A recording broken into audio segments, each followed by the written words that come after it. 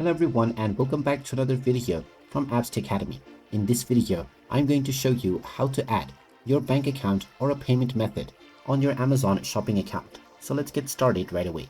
First of all, open up the Amazon shopping application on your device and log into your account if you haven't done so already, using your email address or your phone number and your password. After logging in, you will end up within the home page.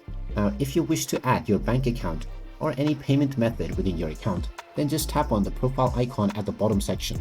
Once you tap on this, tap on your account and then scroll down, and within the payment section, go ahead and tap on your payments. Now within this page, you can tap on add a payment method and you will now see various options of adding payment methods, which also includes your personal checking account. If you tap on this option, you will be asked to enter the name on your account, the routing number, as well as your checking account number. Type in this checking account number once again for confirmation, and then from the drop-down menu, choose your state. After entering all of these details, you can tap on the Add this checking account option, and now this payment information will be added on your account right away, and you will now be able to use this bank account to make all of your payments. And there you have it.